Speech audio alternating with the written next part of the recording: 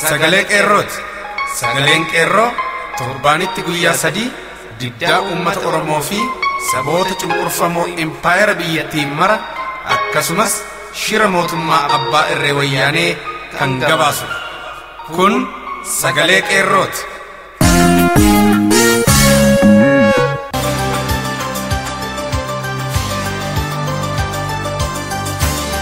Muddi 8 bara 2015 sagalee qeerroo irraa oolmaa fincila diddaa garbummaa uummata Oromoo fi barattoota Oromoon gaggeeffamaa jiru gabaasa qeerroo godinaalee Oromiyaa garaagaraa irraa nu dhaqqabanii fi walaloo karaa jaal tokkicha murteessaatiin dhiyaatu akkasumas wallee warraaqsaa qabna. An ayyaanee kaayyooti. Aga xumura qophii keenyaatti akka nu waliin turtan kabajaan isin affeera.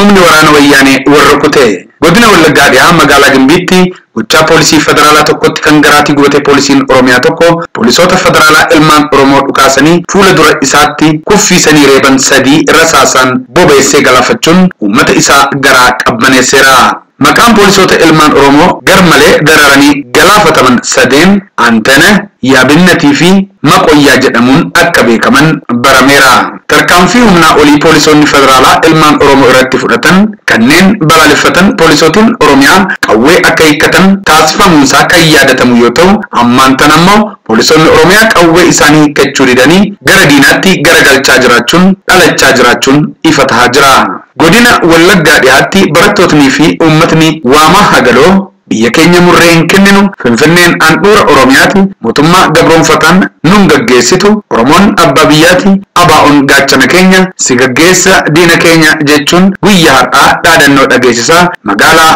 Qassoo fi Meexxii keessatti warraaqsaa finiinsaa ooleera. Fincila kana irratti barataa bilisummaa guddinaa kan jedhamu qabanii achi buuteen isaa kan dhabame yoo ta'u, yoo barataa kana hin fiddan ta'e hunda keenya nuyiidha jechuun barattootiin humna korobittenneessaa jedhamu waliin walitti bu'aa oolaniiru. Aanga'ootiin OPDO jaarsolii biyyaa dargaggootatti bobbaasuun barattoota kana sossobuuf yoo yaalanillee jaarsoliin biyyaa gaaffii barattootaa sirrii ta'uu amanuun warra OPDO qaanessuun isaanii gabaafameera. Achuma waamaa hagaloo keessatti fincilichi gara ganda baataa Kusaayatti tarkaanfachuu fi uummanni waraana wayyaanee qawwee hidhatee fuula dura dhaabbatee falmii jalqabuusaatu mirkanaa'e. Bifuma wal fakkaatuun guyyaa har'aa muddee 8 bara 2015 godina Horroo Guduruu aanaa Abbaay Coomman sulula fincaa'aa magaalaa warshaan sukkaaraa fincaa'aa keessatti warraaqsi fincila diddaa gabrummaa gootota uummata Oromoo fi gootota barattoota Oromoo mana barumsaa sulula fincaa'aatti jabaatee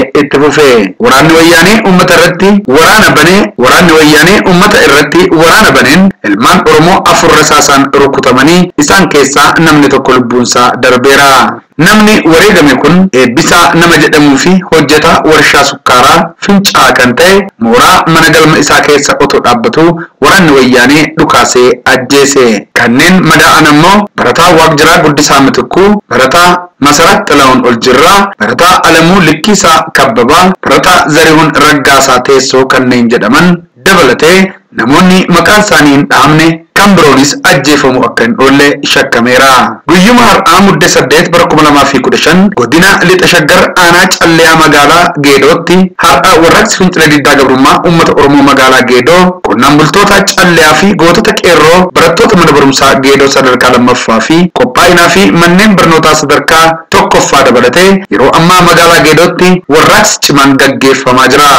Uummanni hundi qonnaan bulaan baadiyyaa irraa dhufee itti hirmaatuun magaalaa Geedoo keessatti hiriira mormii guddaatu gaggeeffamaa jira. Daandiileen gara Horroo Guduruu fincaa'aatti geessanii fi gara magaalaa Baakkootti geessan cufamaniiru. Mootummaa ilmaan keenya ajjeesaa jiru jalatti hin bullu. Labsiin caffee Oromiyaa kan OPDO'n baastee hatattamaan haqamuu qaba. Lafti keenya lafee keenya murree hin kenninu jedhaniiru. Akkasuma muddee 8 bara 2015 guyyaa har'aa mooraan yuunivarsiitii Jimmaa waraana wayyaaneen weerarameera. Yakki waraanaa barattoota irratti gaggeeffameera. Gaaffii barattootaaf deebii sirrii kennuu dhiisanii halkan dormii seenanii gaazii nama himimaanessuun summeessanii ergaa doochanii booda reebicha irratti gaggeessaa kan bulan yoo ta'u adeemsi baruu fi barsiisuu dhaabbatee jiraachuun barameera. Godina Qeellam Wallaggaa onoota garaagaraa keessa Jimmaa Horroo dabalatee gandoota kanneen akka Giillee, Keekuu, warra Baabboo keessatti diddaan har'a ganamarraa kaasee gaggeeffamaa ooleera.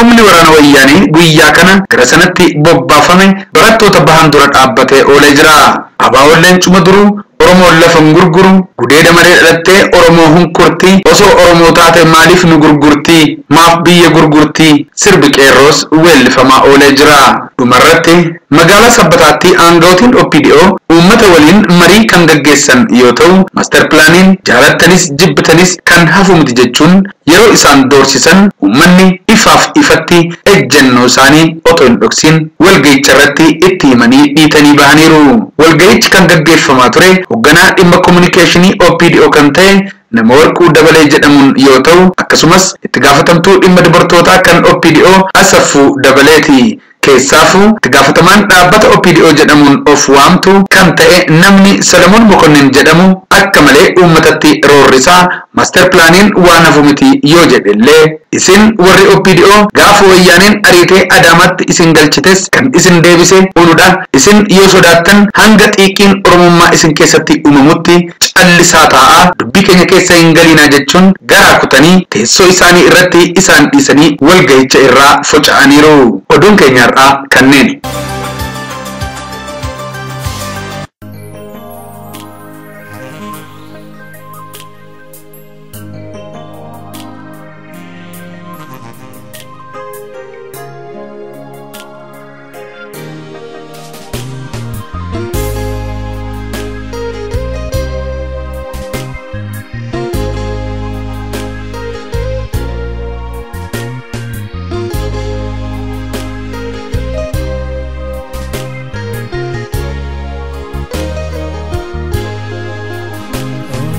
Kubamatiko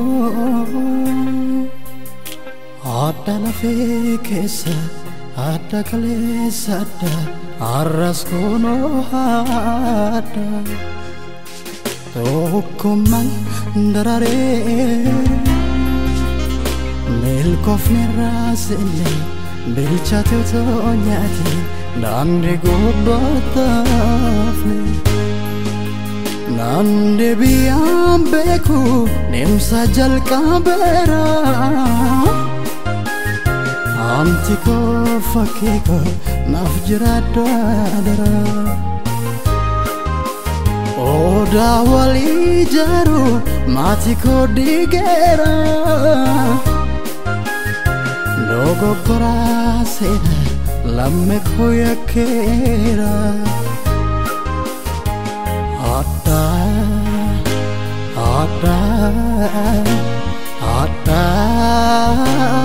sena Adda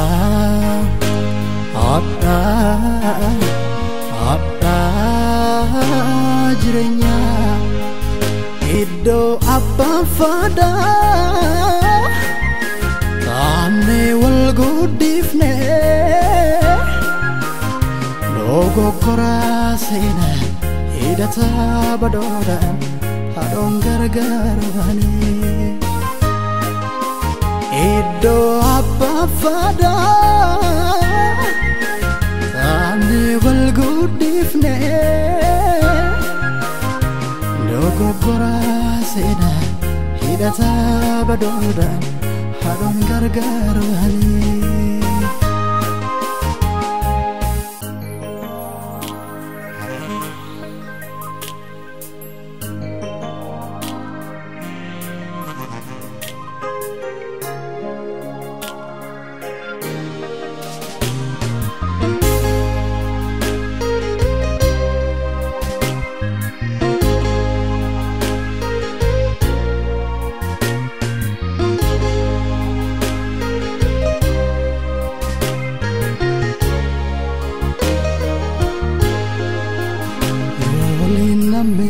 Sino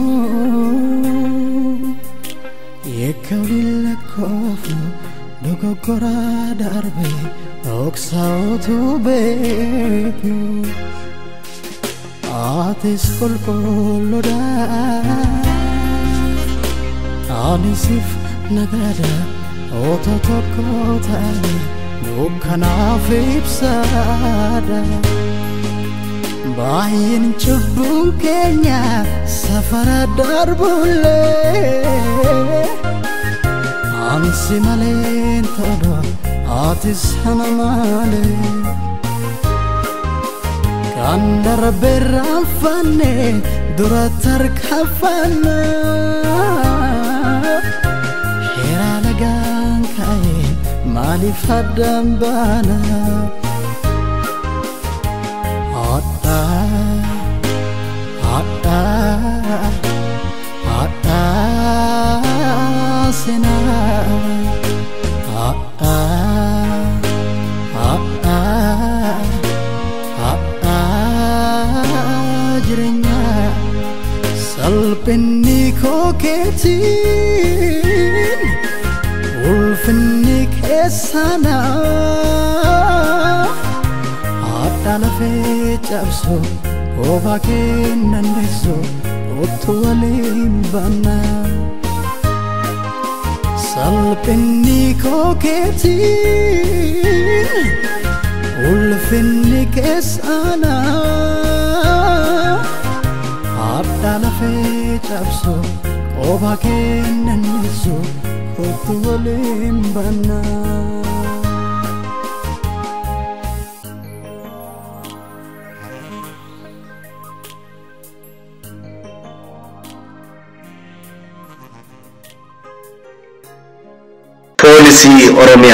Polisi Oromiyaa murteessoo too qabdu aangoo si dhorkanii federaala yaasuun lubbuu balleessan yeroo kana godhan maaliif calliftanii alagaadha jechuuf nu lammii keessanii agaazii nu nyaata osoo isin teessanii Polisi Oromiyaa maaloo maal taatanii sammuu keessan kanaan utuma yaaddanii nurraa dhalattanii gaafa nu nyaattanii bu'aa bayii qabsoo maaliif dagattanii ilmoo haadha keessan kan galaafattan garagalaa ilaalaa iddoo dhalattanii inni du'aa jiru qubooma keessanii garaa isinaa raasu kan saba keessanii tokko tokko jira garaansaa kan ta'e hidda isaa Oromoo kan ta'e waa'ee Oromummaaf nafxanyaa kan ta'e jecha abbaa irreef yoom taa'ee dhaga'e dhiiga dhangala'uuf gadda bulee ka'e nyaatee osoo dhuguu bifaan daalachaa'e sammootuu qabuu hoogganaa yoom ta'e waan inni dubbatus eenyutu dhaga'e Oromoo waan ta'eef meeshaan irra yaa'e dullaa baachifatu akka waan joon jedhee doofaa fi wallaalaatu meeshaa baatee yaa'e warra sammuu hin qabnetu barattoota dha'e jedhee taa'ee bu'a baay'ooliin wal ga'e badhaasa afaanii kan huccuurraa ba'e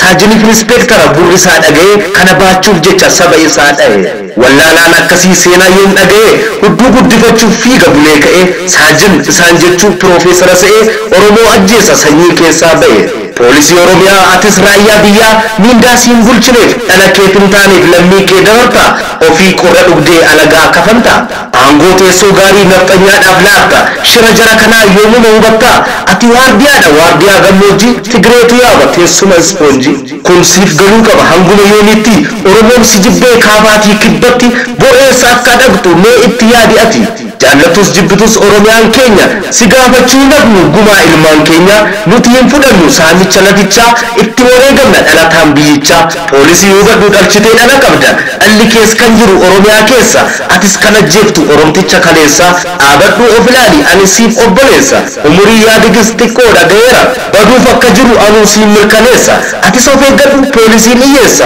kufaatii darbii itti yaadi ba'eessa kanaaf nu ajjeesiin jedheetan eessa walaloo koo kana ammas nan barreessa qalamni koo hin gogu ani qabsoon jabeessa bakki jireenya koo Oromiyaa keessa bosona Booranaa Gujiif Baalee keessa godina Shawaati Incinniif Waddeessa warra Amboo gaafuu seenaadhaaf ba'eessa bakka galma kootii isaantu si geessa poolisii Oromiyaa gara qeerroo kootu seenaan siif barreessa waardiyaa hin ta'in waardiyaa bineensa gara Wallaggaatti Gidaamiif gara Musaaf Laga Arbaa karaa Shaambuun kootu anachiinan darba qeerroo iyyaafadhu Amboottan si arga onnee yoo qabaatteef Bishooftuuf Calalaqaa Tulluu Cuqqaalaatti iddoo seenaa haqaa coocirraan na eegi saa'ii waa baran dhaqa akka itti saree TPLF Opidoo kolaasan qeerroo leenjiseen qaba walaloo har'aaf kanumaan goloba dogoggora kiyyaaf yaadanaaf kataba qabsaa'anii kufa qabsoon itti fufa yaadni sabboontotaa qabsaa utuba horaa bulaa olfaaddaa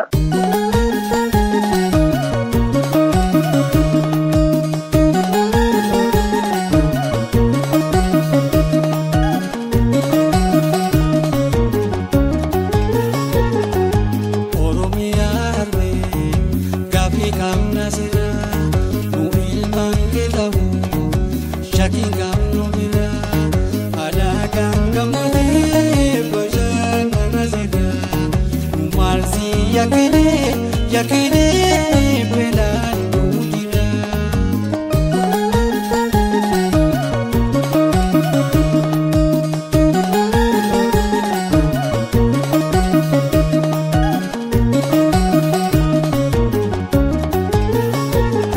kabenya umama bana pamte kapta alaga barjomte mamo dalabda kabenya umama bana pamte kapta alaga barjomte mamo dalabda kurmanke lagate orma bidulana kanaga miganyar me aramanu jata oromia harme gafi kamna sira nu ilman ketabu shaki kamno mira ada gangamde bojana nasira malsi yakine belan dudira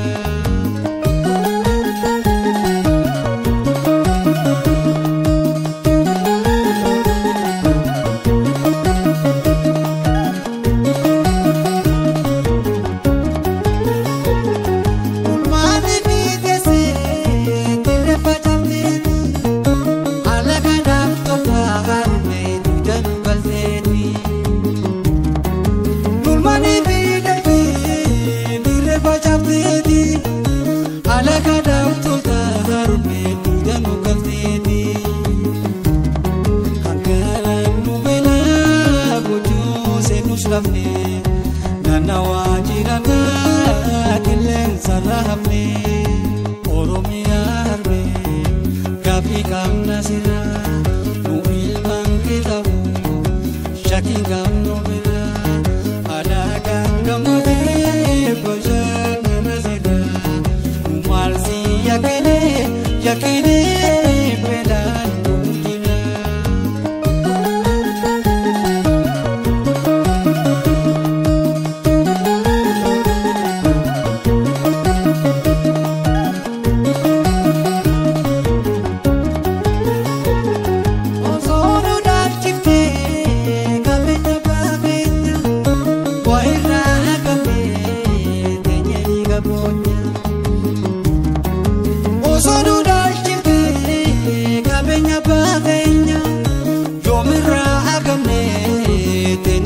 Bonya